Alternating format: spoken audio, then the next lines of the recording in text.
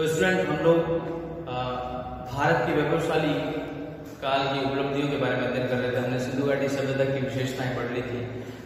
अभी हम लोग इसमें कला, लिपि और विज्ञान में जुड़े हैं। 7वीं उपलब्धि है वो है कला, लिपि,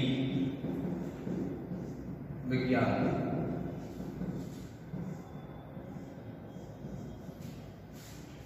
देखिए, किसी भी सभ्यता या किसी काल में अगर आपको वहां की साहित्य या किसी ग्रंथों की अगर जानकारी चाहिए तो हम वहां की कला, वहां की लिपि, वहां के विज्ञान के बारे में अध्ययन करने की कोशिश करेंगे। मैं आपको बता दूं कि उस समय के काल की जो है वो चित्रात्मक लिपि थी, यानी चित्र बनाकर व्यक्ति जो है अपनी भावनाओं को समझाता था या इस लिपि के माध्यम से वो अंकित करता था। साथ ही कलाएं जो है वो कलाओं में मैं बता दूं कि मूर्ति कला एक महत्वपूर्ण कला के रूप में उभर रही थी। उसमें मूर्तियों के माध्यम से कलाकार जो है अपनी कलाकृति दिखाते थे, जिसमें बैल की आकृति की एक मूर्ति मिली है, काश्य नर्तकी की एक मूर्ति मिली है, मोहनजोदड़ो की खुदाई में एक नर्तकी की मूर्ति मिली है। चित्रात्मक जो लिपि थी उसमें भाव चित्रात्मक लिपि के माध्यम से व्यक्ति जो है अपनी भावनाओं को चित्रों में उकेरते थे। साथ ही विज्ञान में उन्होंने गुणा, योग से ये लोग परिचित थे और मिट्टी के बर्तन भी जो है वह बनाना उन्होंने शुरू कर दिया था। मिट्टी के बर्तन।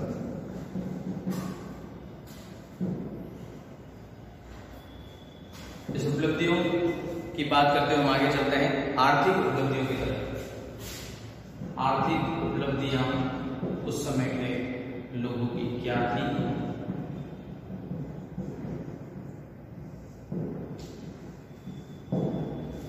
आर्थिक उपलब्धियों में सबसे पहले अगर मैं बात करूं कृषि की, तो ये सबसे महत्वपूर्ण होगा, क्योंकि कृषि को भारतीयों ने हमेशा प्राथमिकता दी है और ये एक महत्वपूर्ण व्यवसाय है जिसका हमें आर्थिक रूप से काफी फायदा होता है। कृषि जो है वो महत्वपूर्ण, ज्यादातर लोग जो है वो कृषि में जुटे हुए हैं। मैं कृषि में कौन कौन सी उस समय के जो लोग थे वो कौन कौन सी फसलों, वो कौन कौन सी उपज थी, गेहूं, जौ, दाल मुख्य उपज थी, इनकी खेती लोग उस समय के किसान किया करते थे। साथ ही मटर, कपास भी और भी कई सारी फसलें थी। मुख्य रूप से मैंने बताया आपको। कृषि के साथ अगर पशुपालन की बात नहीं हो तो ये अधूरा होगा। पशुपालन जो है ये भी वहां के लोगों का मुख्य व्यवसाय था। कई प्रकार के जो पशु हैं उस समय उनको चरवा के रूप में चराया जाता था और उन्हीं से ही दूध, डेयरी का कार्य भी शुरू हो चुका था। साथ ही उद्योग और व्यवसाय, पशुपालन हो गया, उद्योग व्यवसाय क्या है आर्थिक उपलब्धि में।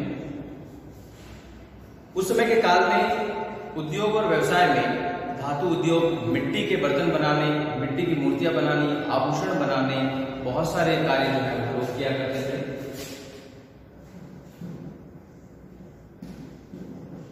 मिट्टी के बर्तन, आभूषण,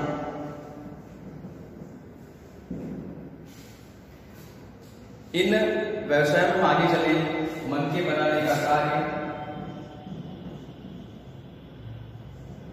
मन के मूर्ति और मोहरे बनाने का कार्य भी उस समय के व्यवसाय किया।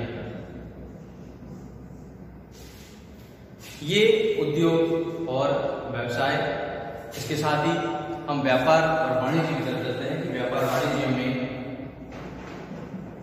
उस समय के लोग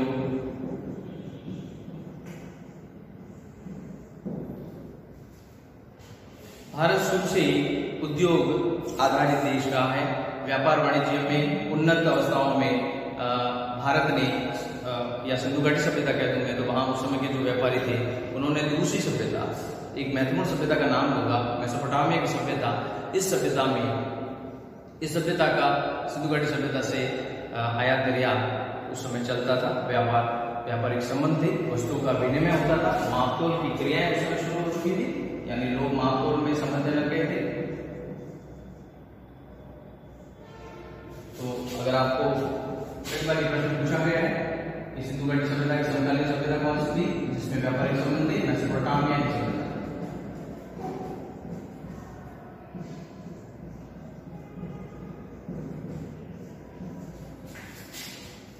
ये एक महत्वपूर्ण सभ्यता थी। तो इसी तरह ये आर्थिक उपलब्धियां हो गई। अब हम सामाजिक जीवन की प्रमुख विशेषताओं की तरफ चलते हैं। सिंधु घाटी सभ्यता या उस समय का जो वैभवशाली काल है उसमें सामाजिक रूप से कौन कौन सी विशेषताएं थी।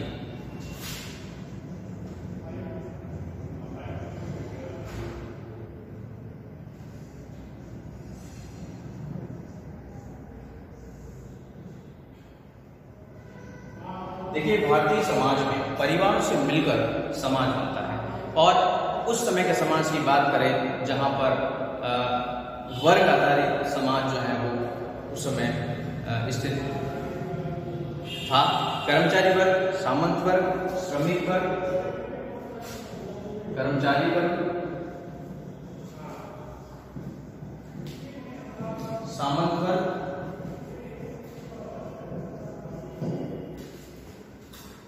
कर्मचारी वर्ग हुआ करता था, सामंत वर्ग, श्रमिक वर्ग,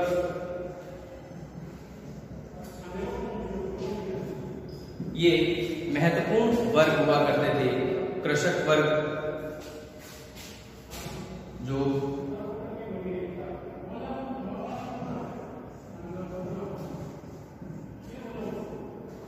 क्योंकि उस समय का समाज जो है वो कार्य आधारित पर विभाजित था, जिसका जो व्यवसाय था वो उसी वर्ग के अंतर्गत आता था। समाज में उस समय भारतीय समाज में नारी का महत्वपूर्ण स्थान था, और स्त्री और पुरुष दोनों ही समान अवस्था में माने जाते थे।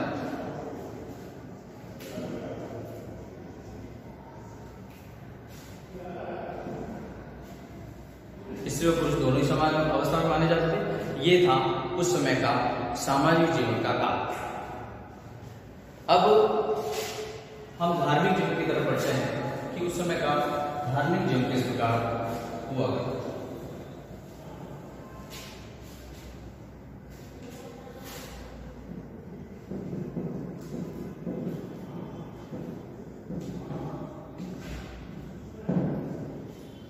भारतीय इतिहास की बात की जाए या भारतीय समाज की बात की जाए और धर्म की बात की हुई, ये नहीं हो सकता।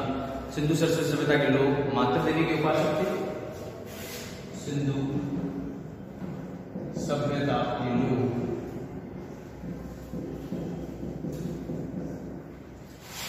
मातृ देवी के उपासक थे।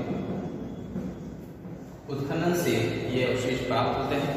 साथ ही शिव और प्रकृति पूजक भी, शिव और वृक्षों की पूजा करते थे लोग। शिव व वृक्षों की पूजा, पशुओं की पूजा, जल की पूजा, सूर्य की पूजा,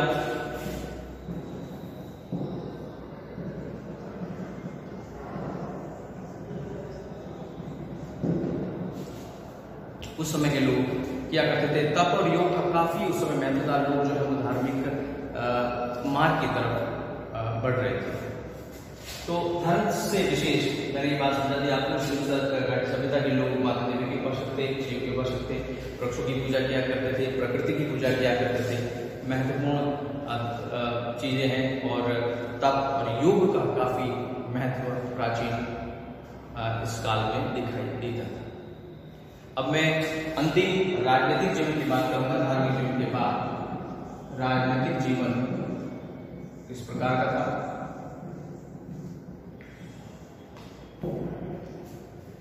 देखिए, इस काल में राजनीतिक जीवन में, क्योंकि मैं मुख्य नगरों के नाम लूंगा सिंधु घाटी सभ्यता के, हड़प्पा, मोहनजोदड़ो, कालीबंगा, लोथल, हड़प्पा, मोहनजोदड़ो, कालीबंगा, लोथल, ये साम्राज्य के 4 प्रमुख केंद्र थे। पूर्ण और कुशल राजसत्ता इस नियंत्रण के प्रमाणित है, मतलब पूर्ण रूप से एक अच्छी राजसत्ता इसमें मौजूद थी और यहाँ पर कुशल नियंत्रण, राजनीतिक नियंत्रण जो है वो भी देखने को मिलता था। और यहाँ पर नगर पालिका प्रकार का शासन मौजूद था।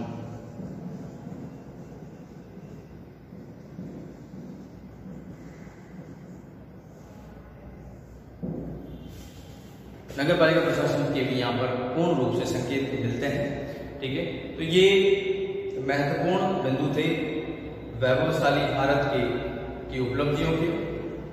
मैं उम्मीद करता हूँ कि आप समझ पाए होंगे, और अगर आपको किसी प्रकार की समस्या है तो उसका समाधान अपना फीडबैक दें। Thank you.